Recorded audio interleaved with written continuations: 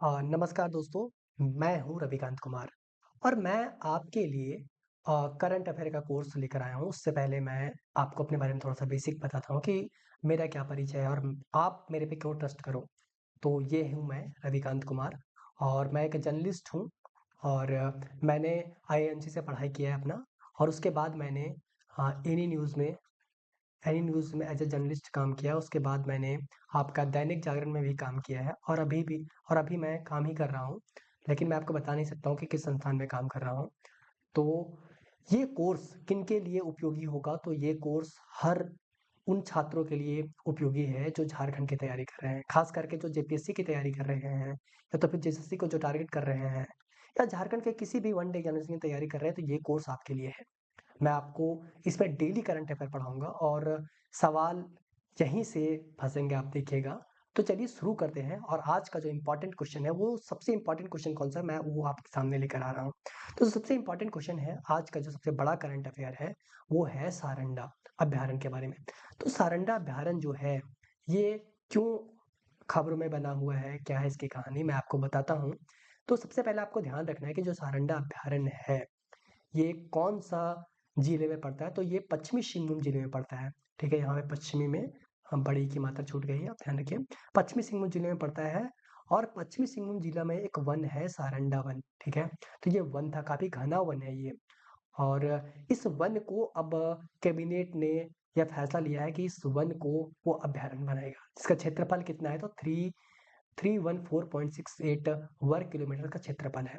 तो जैसे ही ये अभयारण्य बनने की घोषणा होती है सारंडा वन का, तो अब झारखंड में कितने अभयारण्य की संख्या हो गई? तो पहले कितनी थी? मैं आपसे पूछता हूँ कि पहले अभयारण्य की संख्या कितनी थी? तो आप क्या बोलोगे? 11।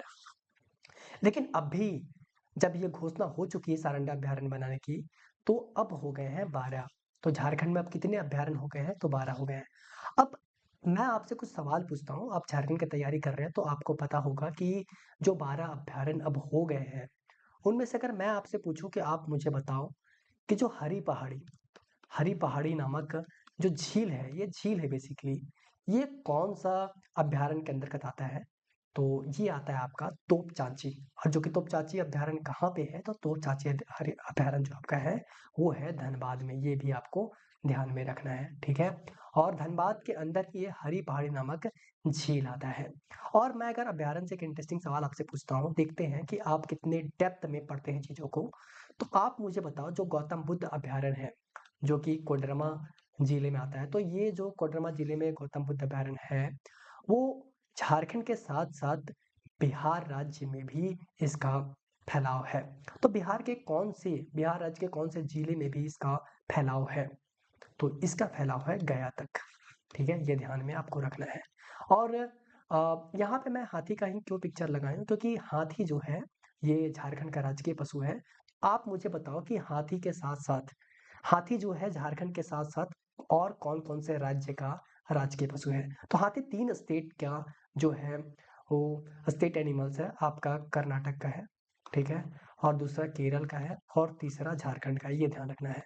तो 3 राज्यों का राजकीय पशु हाथी है, झारखंड, कर्नाटक और केरल, ये भी आपको ध्यान में रखना है, ठीक है? तो ये और इससे किस तरह के सवाल पूछे जाएँगे, तो इससे सिर्फ़ आपका 2 सवाल बनता है। एक ये बनता है कि जो सारंडा अभयारण्य है, ठीक है? ये सारंडा अभयारण्य अब घोषित कर दिया गया, तो सारंडा अभयारण्य का क्षेत्रफल कितना होगा? तो ये आपको ध्यान रखना है कि इसका जो क्षेत्रफल होगा 314.68 वर्ग किलोमीटर का, ये आपको ध्यान रखना है। दूसरा ये ध्यान रखना है कि जो सारंडा अभयारण्य है, उसके बगल का जो एरिया, उसके जो किनारे 1 किलोमीटर का जो क्षेत्रफल है, उसको इको सेंसिटिव ज़ोन घोषित करने की भी घोषणा की गई। ये आपको 2 सवाल ध्यान रखना है, आपके प्रश्न नहीं छूटेंगे, ठीक है? अब मैं नेक्स्ट क्वेश्चन की ओर आगे बढ़ता हूँ। तो वो जो नेक्स्ट सवाल हमारे पास है, वो क्या है कि जो डॉल्फिन सेंचुरी के बारे में है। तो जो डॉल्फिन सेंचुरी है, उसके बारे में किस तरह के सवाल आपसे पूछे जा सकते हैं? तो सबसे पहले ध्यान रखना है कि जो डॉल्फिन सेंचुरी है, इसके बारे में सवाल ये पूछेगा आपसे कि जो डॉल्फिन सेंचुरी है, वो कहाँ पे बनाया जाएगा? तो जो साहेबगंज में गंगा नदी बहती है, ठीक है? उसमें डॉल्फिन सेंचुरी बनाने का प्रस्ताव रखा गया है। तो अगर मैं आपसे पूछूँ कि आप मुझे बताओ जो गंगा नदी है, ठीक है? ये झारखंड के कौन से जिले से होकर गुजरती है? तो ये इसका सही उत्तर हो जाएगा साहेबगंज, ठीक है? साहेबगंज हो जाएगा। और अगर मैं पूछूँ कि साहेबगंज जो जिले से होके गुजरती है गंगा नदी, तो ये साहेबगंज के साथ कितना सीमा तक होकर के गुजरती है? तो इसका सही जवाब हो जाएगा 70 किलोमीटर। ये आपको ध्यान में रखना है, ठीक है? और अगर मैं पूछूँ कि आप मुझे बताओ कि जो छोटा नागपुर का पठार है, उससे कौन-कौन सी नदियाँ निकलती है? तो इससे 2 नदियाँ निकलती हैं आपकी। एक तो आपका दामोदर नदी निकलती है, दूसरा दक्षिण कोयल नदी। एक दामोदर नदी एक तो आपका दामोदर नदी निकलता है और एक जो है सो दक्षिण कोयल नदी निकलती है। ये भी आपको ध्यान में रखना है, ठीक है? तो इससे जो सवाल बनेंगे आपके, वो क्या सवाल बनेंगे? तो इससे इम्पोर्टेंट सवाल ये बनेगा कि जो डॉल्फिन सेंचुरी बनाया जाएगा, वो कहाँ बनाया जाएगा? तो गंगा नदी पे बनाया जाएगा। और गंगा नदी में बनाया जाएगा तो आपको पता है कि गंगा नदी झारखंड में सिर्फ एक जगह गंगा नदी होकर गुजरती है, वो है साहेबगंज। तो साहेबगंज में ही बनाए जाएँगे, ये आपको ध्यान में रखना है। आपको ये स्पष्ट होना चाहिए ये बातें, ठीक है? और छोटे नागपुर पठार से कौन सा नदी निकलती है? दामोदर नदी निकलती है और दक्षिण कोयल नदी निकलती है। ये भी आपको ध्यान में रखना है, ठीक है? इसके बाद मैं आपको नेक्स्ट क्वेश्चन की ओर ले चलता हूँ, जो कि काफी इंपॉर्टेंट क्वेश्चन है एग्जामिनेशन पॉइंट ऑफ व्यू से। जो नेक्स्ट सवाल है वो क्या है? जो नेक्स्ट प्रश्न हमारे सामने है वो ये है कि जो ट्रेड एंड ट्रेस सिस्टम है, ट्रेड एंड ट्रेस सिस्टम जो आपके सामने है, ट्रेड एंड ट्रेस सिस्टम के बारे में आपको ये पूछ सकता है कि इससे किस तरह का सवाल पूछ सकते हैं। तो सबसे पहले आपको ध्यान रखना है कि जो सिस्टम है, ये क्यों सरकार लेकर आई? तो सरकार इसलिए लेकर आई है ताकि जो भी शराब से रिलेटेड घोटाले हो रहे हैं, शराब में देखते होंगे जो भी शराब का सेवन करते हैं, मैं नहीं कह रहा हूँ कि आप शराब का सेवन करते हैं तो पूरी बात है, ये ऐसी कोई बात नहीं है। जो शराब का सेवन करते हैं, सरकार उनके बारे में सोच रही है और ये फैसला इसलिए लिया गया क्योंकि शराब का जो कालाबाजारी होता है, क्योंकि एमआरपी कुछ और होता है शराब में, लेकिन जो दुकानदार हैं वो मनमानी ढंग से उसपे मतलब रकम लगाते हैं, उसका मूल्य निर्धारित करते हैं, तो उसको लेकर के ये जो है सरकार ट्रैक एंड ट्रेस सिस्टम लेकर आई है।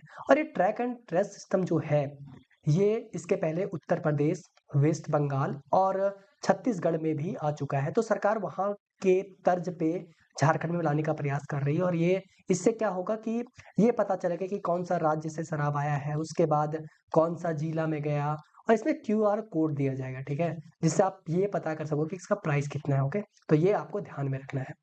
तो अब नेक्स्ट सवाल की ओर बढ़ते हैं।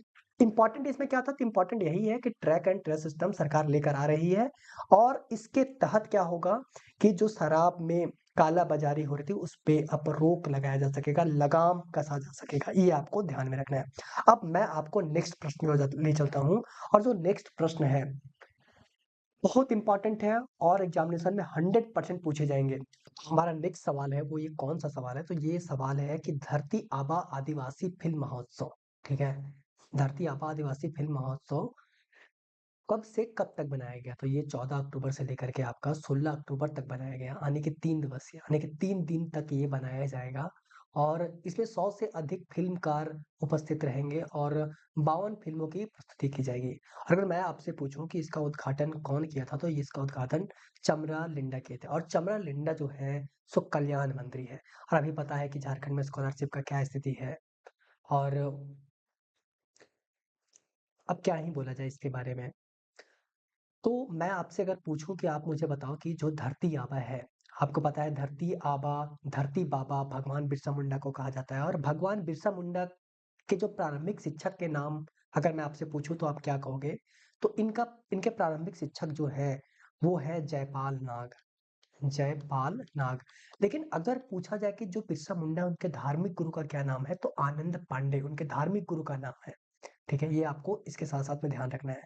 तो इसमें जो आदिवासी धरती आबा आदिवासी फिल्म महोत्सव है, अगर इसमें मैं पूछूँ कि किस तरह के प्रश्न पूछे जाएँगे, तो आपसे सिंपल ये प्रश्न पूछे जाएँगे कि जो धरती आबा आदिवासी फिल्म महोत्सव है, वह कब से कब तक चला था? तो ये आपका 14 अक्टूबर से लेकर के 16 अक्टूबर तक चला था। ये पहला सवाल। तो दूसरा सवाल आपसे ये पूछ सकता है कि जो ये आदिवासी धरती आबा आदिवासी फिल्म महोत्सव है, इनका उद्घाटन किसने किया था? तो इनका उद्घाटन चमरा लिंडा ने किया था। 2 बातें आपको ध्यान में रखना है, आपका प्रश्न नहीं छूटेगा, ठीक है? ठीक है? अब मैं नेक्स्ट सवाल की ओर आगे बढ़ता हूँ। जो नेक्स्ट सवाल है हमारे बीच में, वो ये है नेक्स्ट सवाल कि जो विवि के महा जो विश्वविद्यालय मतलब विश्वविद्यालय के महिला कर्मियों को 720 दिनों की अवकाश दी जाएगी। ये गुड न्यूज़ है। गुड न्यूज़ इसलिए है क्योंकि जब महिलाएँ अ, प्रसव पीड़ा के बाद जब महिलाएँ के छोटे बच्चे होते हैं, तो शिशु को देखभाल के लिए काफ़ी दिक्कतों का सामना करना पड़ता है। तो ये सरकार की अच्छी पहल है। मैं इसे सरकार की अच्छी पहल मानता हूँ और मेरा ये भी मानना है कि सिर्फ़ विश्वविद्यालय की ही नहीं, बल्कि हर विभाग की महिलाओं को इतने दिन की छुट्टी मिलनी चाहिए। ये काफ़ी अच्छी बात है। तो कैबिनेट में यह फैसला लिया गया है कि विवि में काम करने वाली महिलाएँ, जितने भी महिलाएँ हैं जो विवि में काम कर रही हैं, उन या तो कोई एकल पुरुषों मतलब जिनकी पत्नी नहीं है, अकेले हैं, ठीक है? उनको 720 दिनों की अ, शिशु देखभाल करने की अवकाश दिया जाएगा। ये काफ़ी अच्छी खबर है, ये गुड न्यूज़ है और ऐसे पहल सरकार को लेना चाहिए ताकि हमारी महिलाओं का, हमारी बहनों का सच में सशक्तिकरण हो सके, वीमेन एम्पावरमेंट सच में हो सके। सिर्फ़ कागज़ों में ही नहीं, सिर्फ़ बातों में ही नहीं, वो ज़मीन के धरातल पर भी होनी चाहिए, ये बात है। तो ये काफ़ी इम्पोर्टेंट खबर था, तो इसमें आपको ये बस इतना ध्यान रखना था कि जो झारखंड सरकार है, वो विश्वविद्यालय की महिला कर्मियों को कितने दिन की छुट्टी दे रही है, तो 720 दिनों की छुट्टी दे रही है और क्यों दे रही है, तो ये अवकाश शिशु के देखभाल के लिए दिया जा रहा है, ये आपको बस इतना ध्यान रखना है, ठीक है? तो आई होप आपको ये जो सेशन है काफ़ी पसंद आया होगा और मैं आपसे वादा करता हूँ कि ऐसे ही मैं पूरी कोशिश करूँगा, मैं वादा नहीं करता, मैं पूरी कोशिश करूँगा क्योंकि कहा जाता है वादे अक्सर टूट जाते हैं मगर ये कोशिशें हैं जो कि कामयाब होती हैं, इसलिए इंसान को कोशिश करना चाहिए ना कि वादा करना चाहिए। तो मैं कोशिश करूँगा कि आपके लिए मैं डेली करंट अफेयर लाऊँ और मैं करंट अफेयर के साथ आपको झारखंड की तैयारियाँ भी करवाते रहूँगा। तो अगर आप इस चैनल पे नए हैं तो ज़रूर चैनल को सब्सक्राइब करें और नोटिफ़िकेशन दबा दें, ठीक है? Thank you so much.